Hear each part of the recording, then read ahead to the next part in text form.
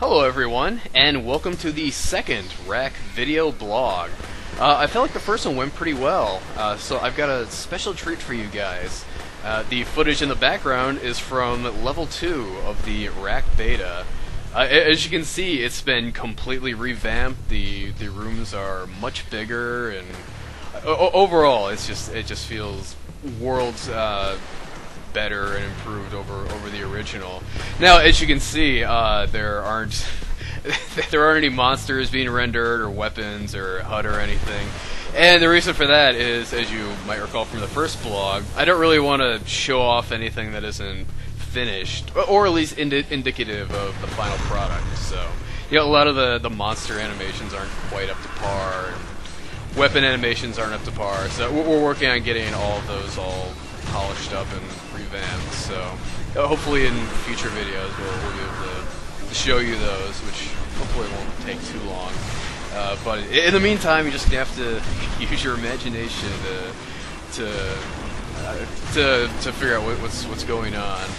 And the levels just kind of looks like shooting at invisible things, but I assure you, when I recorded, they were actually there. But anyway, this blog, video blog, is it's on Steam Greenlight, and specifically problems that I and I think other developers would agree are problems with it from a developer's perspective. Now, a lot of things have already been brought up and addressed, like, oh, there's a $100 fee to list your game on there, which obviously sucks, but it's been mentioned. I don't really think it needs to be brought up again. So I have 3 points for you, which I don't really feel like get a whole lot of discussion. So I thought I'd bring them up, and do feel free to comment and everything. I'd love to have a discussion going about this. But anyway, so just to get started here, so the first problem with it is that it basically creates an adversarial relationship amongst developers. Now, what I mean by that is that it's basically a zero-sum game. If one developer's game gets on, there is a much higher chance that my game won't get on. Because they greenlight so few games and so infrequently, basically, if there's a pretty good chance that if one game's getting greenlit, then just tons of others are getting left in the dust. To give you an example, it seems like they take about 10 games at a time when they greenlight a batch of games. So they take about 10 games at a time, and it's about every 6 to 8 weeks, it seems, about between batches. So if I'm number 10, and I go out and I say, hey, this other game is great, this is, you should all go vote for it, and everyone does, and they upvote it past you, so that game becomes number 10, and you become number 11. Now they greenlight the next batch of games.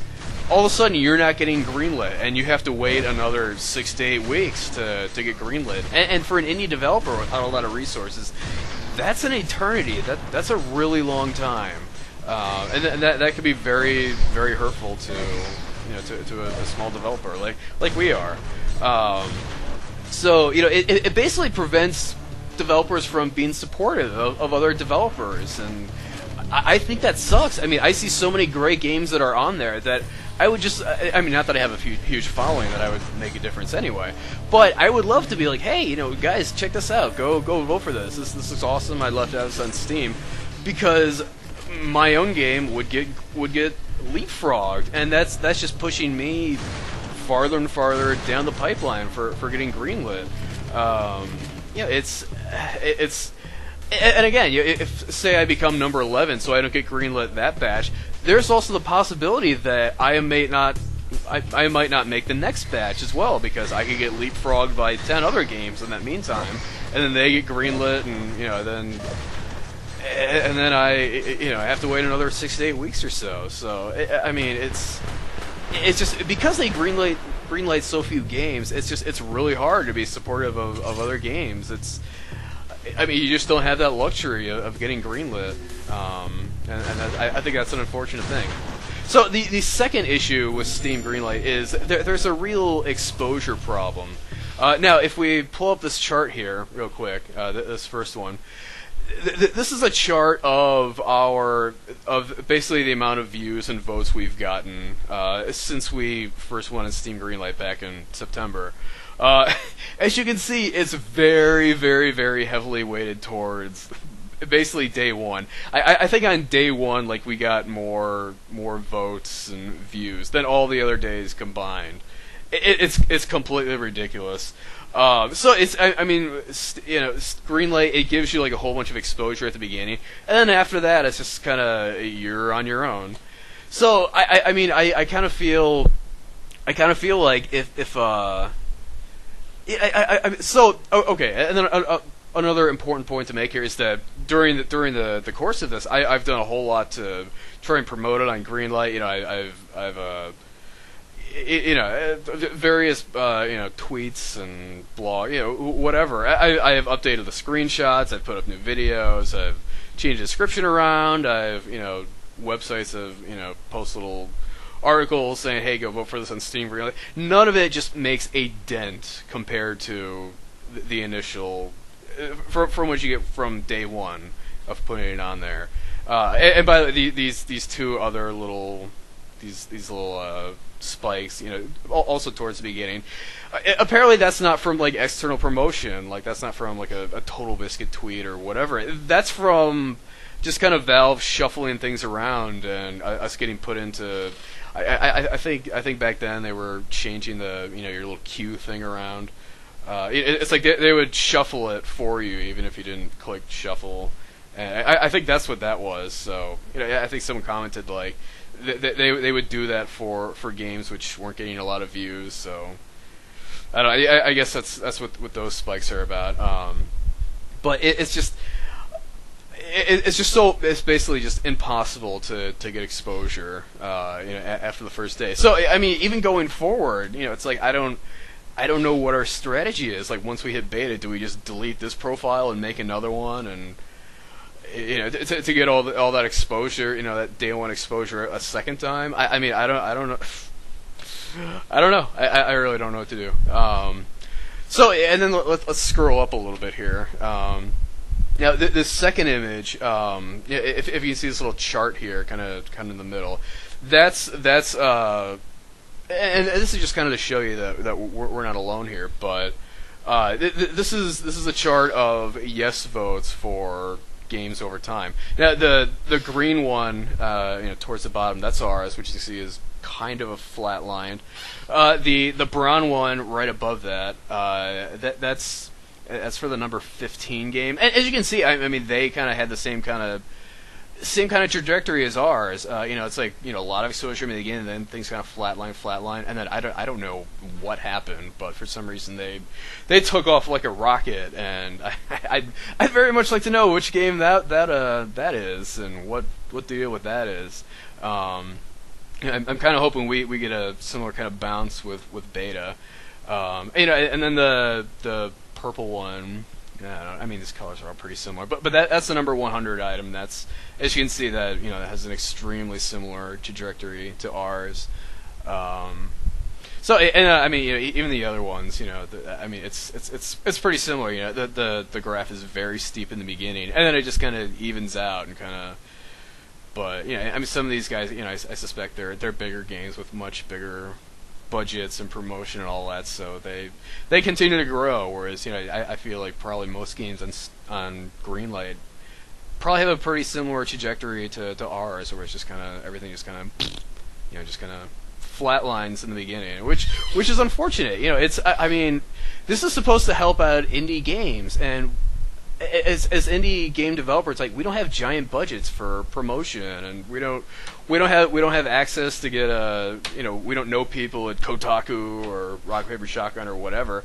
So I mean, we have a really hard time getting out there and getting the word out. And even though, as you can tell by some of the numbers up there, which this is already going pretty long, so I'm not going to explain all those, but I mean, basically you can see that the people who do click on this and see it, they really like it.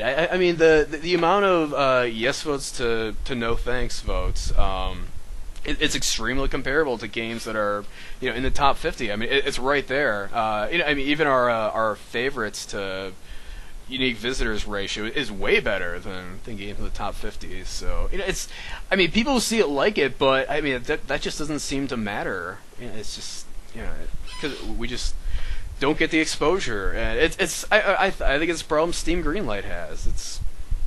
I don't know. I don't know. It's a pretty flawed system in terms of the exposure, but anyway, and kind of because of that, the final point I want to make about why I feel like it's flawed is that it devalues your brand.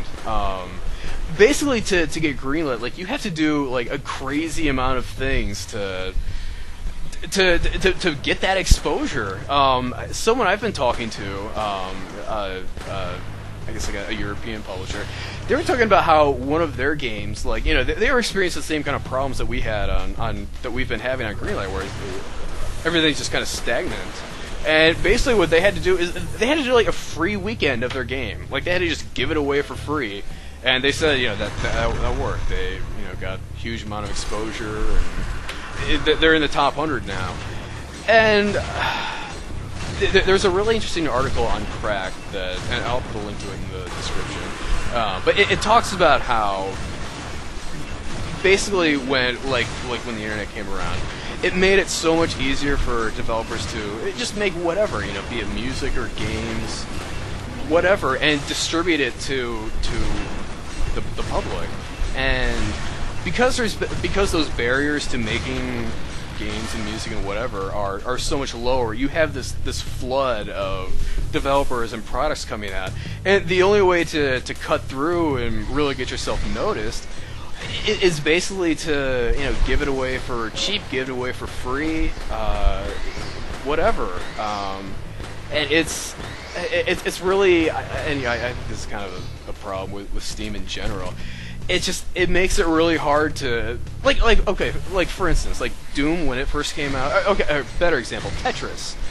Like when it first came out, it was like a $60-$70 game, and that's like back in like the 80s. I think it was like 87, 88, something like that. So this was like $60-$70 back then. So like if you adjust for inflation, I mean that's like over $100 today for Tetris. Whereas today it's like people wouldn't pay like $1.99 for that on iOS. It's even though like it could be like way better graphics, way better multiplayer, whatever. It's so hard to sell a game for anything today, and it's I don't know. I feel like Greenlight's the same thing. It's like even though there's that $100 fee for entering, for submitting games on there, there's still like almost no barrier for putting anything on there. So basically, it's completely saturated with games, some of which are really good, some of which are not. But for you to really cut through all that noise, I mean, you've got to do something crazy. You probably gotta. You probably got to give the game away for free. You gotta, give people a huge discount if they vote for it on Green. I mean, I don't know. And again, I mean, this is all from a developer's perspective. I can't imagine most people being like, "Oh, free games is a bad thing," but I mean, really, it is. It's a rough thing. And I know there's that a lot of people are struggling with Greenlight, indie developers specifically. Well, of course, I mean the AAA guys don't have to go through all this, but it's a tough thing. And I don't want to sound like like we're having like tons of trouble with it. I mean we've actually it says we're 83% of the way into the top 100. We've been as high as like I think 94%. We just haven't really gotten out there to really do anything to promote the game, because as I said in the last blog, it's like we're kind of going into cocoon mode right now. We don't really want to show anything that's not indicative of the finished product. So we're just kind of getting everything all ready for beta, and then we hope to come make a huge splash and get greenlit. But it's a lot more than just us who's maybe a little frustrated with the system. So anyway, well, I think I've gone on for long enough. I thank you all for listening, and please do comment and all that stuff. I'd love to get your thoughts on this. I think you know, Steam and Steam Greenlight's a pretty interesting topic. So, and let us know what you think of the level too. So, this game is going to be good once it's all polished and everything. So, anyway, well, I will talk to you guys next time. Take care. Bye.